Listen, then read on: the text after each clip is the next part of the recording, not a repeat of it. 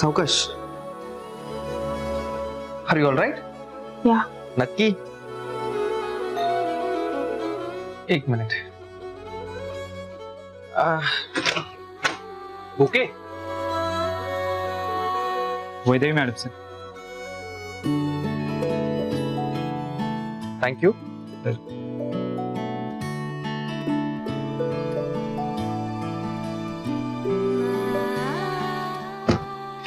अरे वाह Vaidehi. Get well soon. Vaidehi कोणी पाठवलाय?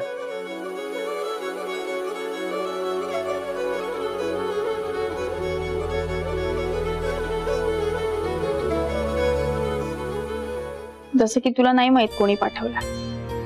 नाही मला माहिती आहे, पण मला तुझ्या तोंडून ऐकायचंय. मी नाही सांगणारा. You know everything. आणि तुला का माझ्या तोंडून ऐकायचंय सगळं? नाही खरं तर ज्याने कोणी तुला हा बुके पाठवलाय ना, त्याने तुला समोरासमोर भेटून हा बुके द्यायला हवा. उगेच सस्पेन्स क्रिएट केलाय. हो ना, असं समोर भेटून द्यायला हवा होता. एक्झॅक्टली. ऍटलिस्ट तुला फोन तरी करायला हवा होता. म्हणजे बुके मिळालाय का, तब्येत कशी आहे वगैरे. पण बघ ना, असं कोणी थेट विचारतच नाही मला. मी सांगतो ना विचारायला. थांब. हा, एकच मिनिट.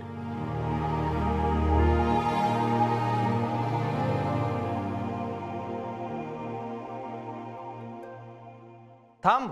वैदेहीशी बोल. हॅलो, मिळाला बुके? अगं बच्चू बोलतोय. मिळाला का बुके?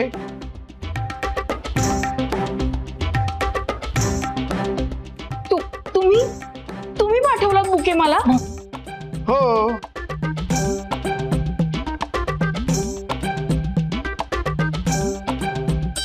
हो मिळाला.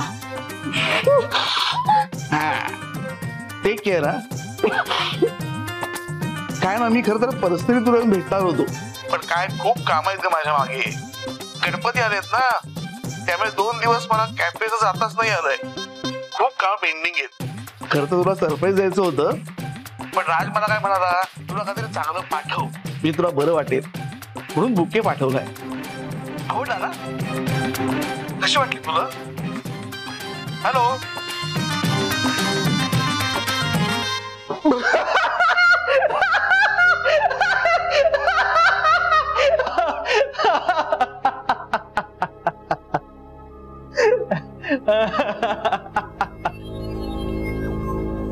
अगं कुठे चाललीस?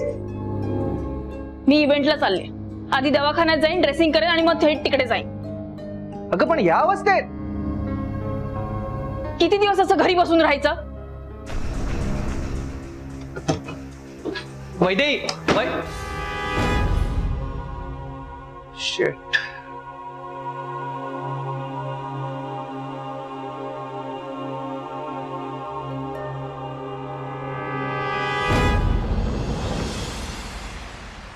व्हॉट? काय सांगतेस काय बच्चा? Very good, very good. तुला ना असंच करायचंय. हा आता हे बघ, आज आदित्यने ना फक्त पगार वाढवून मागितलाय, पण बघच इथून पुढे ना त्यांनी माहेरचा चहा मागितला पाहिजे असं काहीतरी कर. कळतंय का? आणि हे बघ, त्या आदित्यचं ना मस्त ब्रेन वॉश कर. आणि त्याच्यासाठी ना त्या रत्नमालाचे 4-5 टोमणे ऐकावे लागले तर ऐक, गप्पपणे ऐक. पण हे बघ, त्याला असं तयार करायचं ना की एक दिवस आदित्य सगळ्यांच्या विरोधात उभं राहायला पाहिजे. कळलं का? डोंट वरी मम्मा, आता तू बघच. आदित्यला आमच्या संसाराच्या स्वप्नात असं गुंडाळते ना की तो फक्त त्या रत्नमालाच्याच नाही तर अख्ख्या जगाच्या विरोधात उभा राहील. करेक्ट. मला खात्री आहे तू असंच करशील बच्चा. माझी मुलगी आहेस तू. काय? ऑल द बेस्ट बच्चा. बाय. Love you. थँक्यू मम्मा. चल बाय.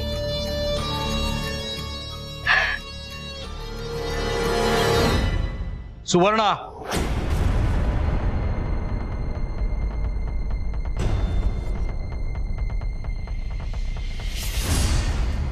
तुला लाज वाटायला हवी. तू काय करतेस तुझं तुला तरी कळतंय का? म्हणे लाज वाटायला हवी. तुम्ही तर गप्पच बसा. तुमच्यापेक्षा जास्त मला कळतं. आणि काय हो, बाप म्हणून मुलीचं फ्युचर कसं सिक्युअर करायचं ह्याच्याबद्दल जरा जरी विचार केला असतात ना, तर लग्नाची अजून चांगली बोलणी केली असती. म्हणजे एव्हाना आपल्या मुलीच्या हातात घरच्या चाव्या असतात. पण नाही, आपली मुलगी चांगल्या घरात जाते ना, चांगल्या घरात जाते ना, याच्यातच समाधान मानलं तुम्ही. आणि झालंय काय माहितीये का, आपला जावई त्या रत्नमालाचा गुलाम झालाय, गुलाम. आणि आता आपली मुलगी आपल्या जावयाला राजा बनवायची जर का स्वप्न बघत असेल तर तुमच्या पोटात का दुखतंय? माझ्या पोटात दुखत नाहीये सुवर्ण, पण तुमचं हे जे काय चाललंय ना ते खूप चुकीचं आहे, म्हणून खूप वाईट वाटतंय मला. सुवर्ण प्लीज, आय रिक्वेस्ट, प्लीज हे सगळं थांबव. तिच्या डोक्यात नको असलं काहीतरी भरवस.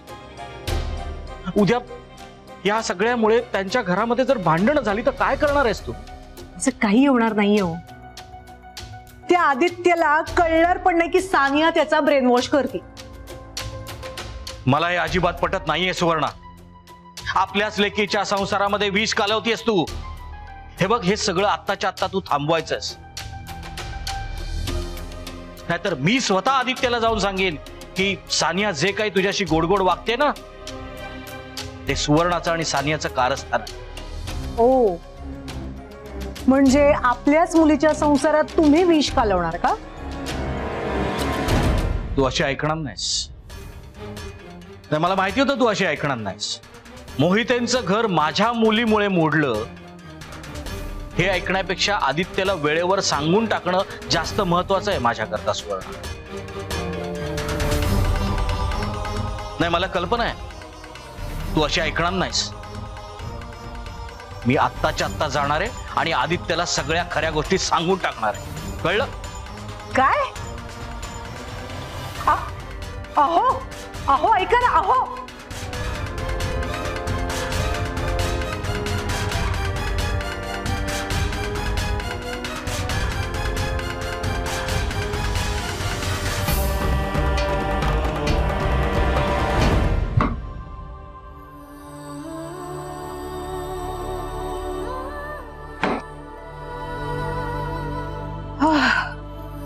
सॉरी, आज ऑफिसवरून यायला उशीर झाला.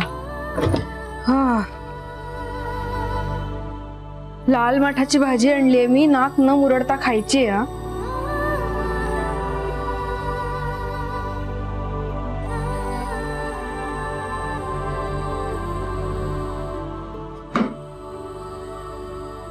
वैदेही कुठे? ती घरी नाहीये. कुठे गेली?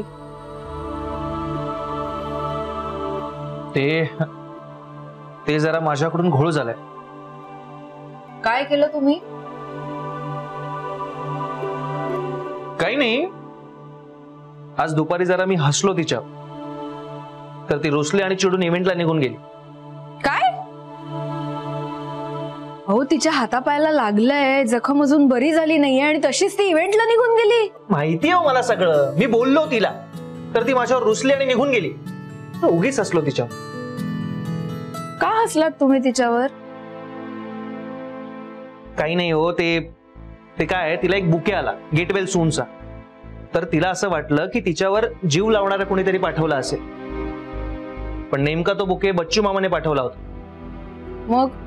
हो, मग काय, मी हसलो तिच्यावर. त्यात हसण्यासारखं काय आहे? अहो, जेव्हा तिला कळलं की तो बुके बच्चू मामाने पाठवलाय तेव्हा तिचा चेहरा असा पडला की मला हसायला आलं.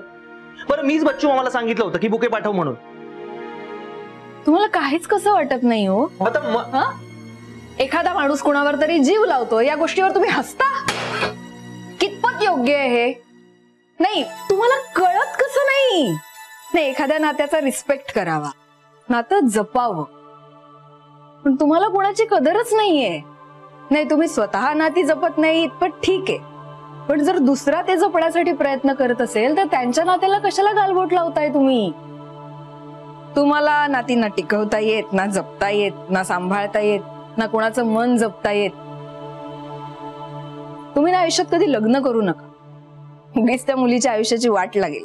आता ह्यावरून तुम्ही मला लेक्चर देत बसू नका हो.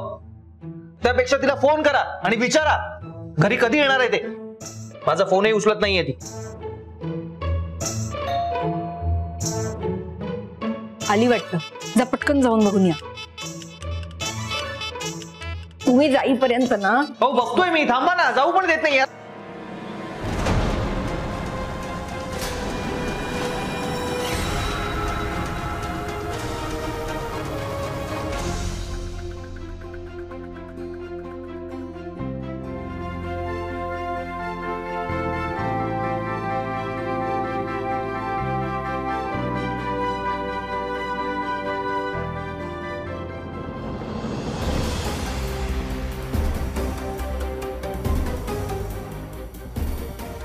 सानिया, पप्पा कसे आहात तुम्ही? आणि आज इथे अचानक? मी बरं आहे, तू कशी आहेस? एकदम मस्त. सानिया बेटा, मला जरा तुझ्याशी बोलायचंय म्हणूनच मी आलो. हो बोला ना. हे बघ, तू आणि तुझी आई, तुम्ही दोघींनी जे काही चालवलंय ना ते प्लीज थांबव. काय काय चालवलंय? हे बघ सुवर्णा, तुला अधनमधनं फोन करत असते आणि तुझे कान भरत असते आणि त्याप्रमाणे तू या घरामध्ये सगळी सूत्र हलवत असतेस. मी तुमचं फोनवरचं बोलणं नेहमी ऐकत असतो सानिया. अहो, पप्पा काय बोलताय? असं असं काही नाहीये.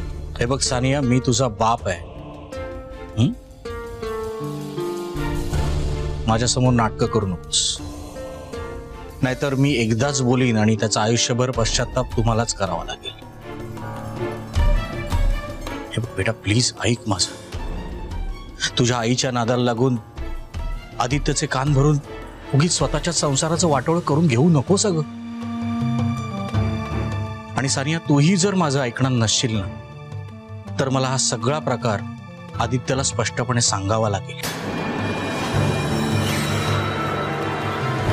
पप्पा हे बघ सानिया, मला कल्पना आहे की आत्ता थोडासा त्रास होईल, पण माझ्या मुलीची बदनामी होऊ नये म्हणून मला हे पाऊल उचलावंच लागेल सानिया. हो काय? कसली बदनामी? मोहितेंचं घर तुटलं ते तुमच्या मुलीमुळे असं ऐकायचं नाहीये मला सानिया, कधीच. कारण मला ते सहन होणार नाही. हे बघ सानिया, उद्या हे घर तुटण्यापेक्षा आत्ता तुझ्यात आणि आदित्यमध्ये थोडेफार वाद झाले ना तरी ते मला चालतील. काय? पण तुझ्या आईच्या सांगण्यावरनं तू आदित्यचं ब्रेन वॉश करून रत्नमाला ताईंच्या विरोधात त्याला उभं करतेस हे मी आदित्यला स्पष्टपणे सांगून टाकणार आहे. बाबा तुम्ही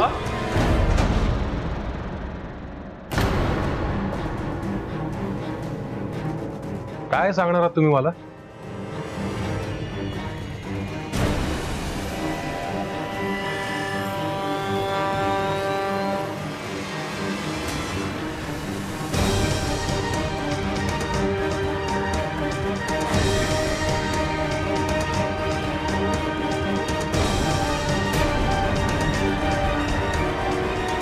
मॅडम तुम्ही या ना, या.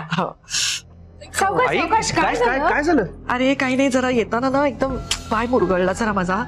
मी खुर्ची आणते. हो, ये सावकाश सावकाश. खूप दुखतंय का? नाही नाही, अरे थोडा जरा मुरगळलाय ना, आत्ताच झालंय म्हणून. सावकाश, बाकी सावकाश. वाटेल बरं. बस. हाय गो. हा अगं, खरं तर कावेरी, मी तुला म्हणायला हवं होतं आपण एकत्रच येऊया म्हणून.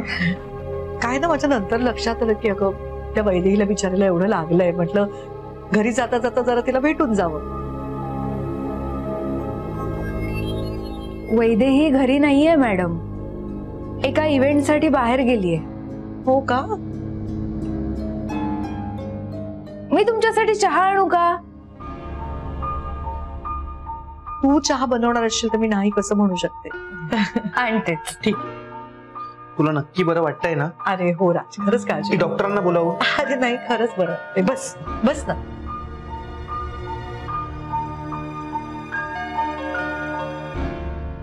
वैदेही गेली म्हणजे तशी बरी आहे ना? हो हो हो. मॅडम पाणी घ्या.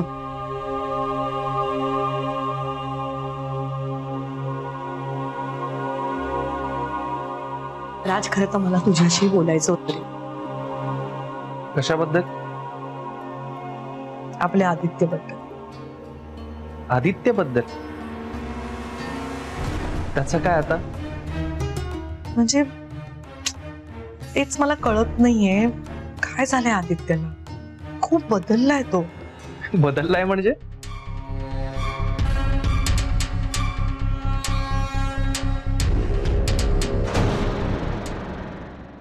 म्हणजे मला नक्की सांगता नाही येणार, पण आता बघ ना, आज मीटिंग होती ना, तो ना एकदम असं ऑब्जेक्शन घ्यायला लागलाय, स्वतःचे निर्णय घ्यायला लागलाय, खूप इन्व्हॉल्व्ह व्हायला लागलाय.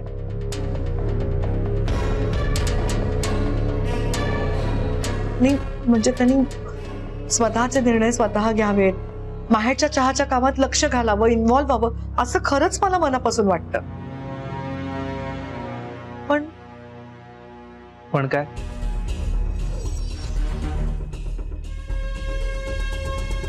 पण हे सगळं करताना बोलताना ना त्याचा सूर खूप वेगळा होता.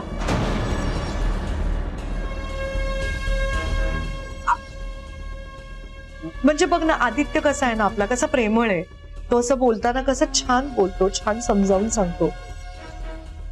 तो आदित्य कुठेतरी हरवलाय रे. नाही, तो तुझा प्रॉब्लेमच आहे. माझा?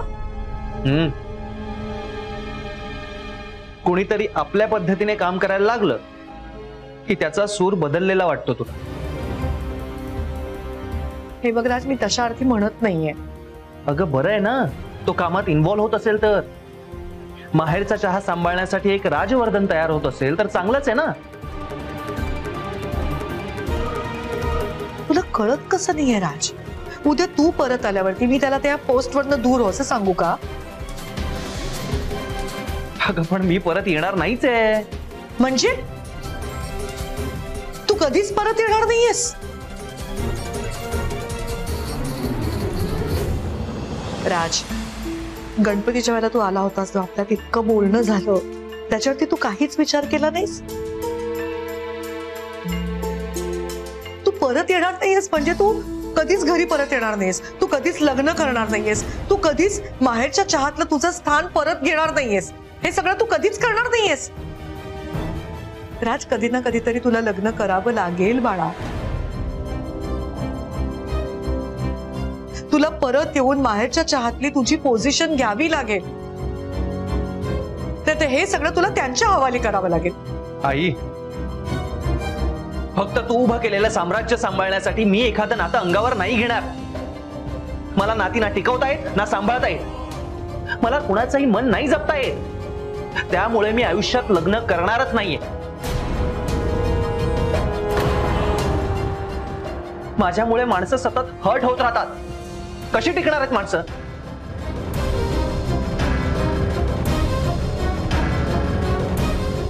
त्यामुळे तू नको प्रयत्न करूस मला या सगळ्यात ओढण्याचा. राज, आणि हा विषय आपल्यात पुन्हा कधीच नकोय मला, कारण मी लग्नच करणार नाहीये. अँड वन मोर थिंग, मी पुन्हा माहेरचा चहा जॉईन करेन ही आशा सोडून द्या.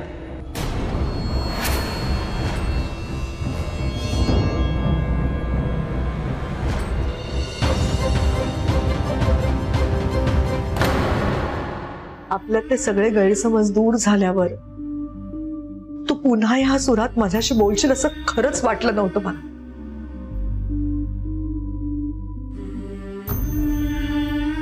नेहमी तुझ्याकडनं ती अपेक्षा केली ना, हे माझंच चुकलं. मॅडम थांबा ना, तुम्ही चहा पण नाही घेतला. अगं राहू दे कावेरी, घेईन मी नंतर. मी तुम्हाला सोडायला येते. नको बाळा, खरंच नको. खाली ड्रायव्हर आहे, गाडी आहे, सगळे. राहू दे, येते. सावकाश.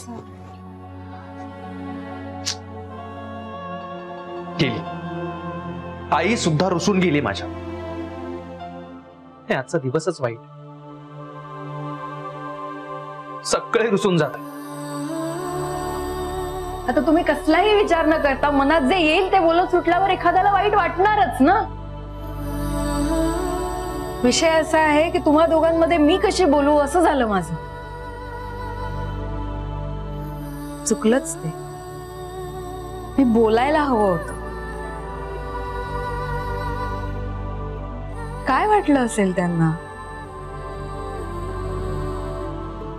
शब्दांचे बाण साधे नसतात हो, मनात खोलवर जखम करतात ते. तुम्ही पण ना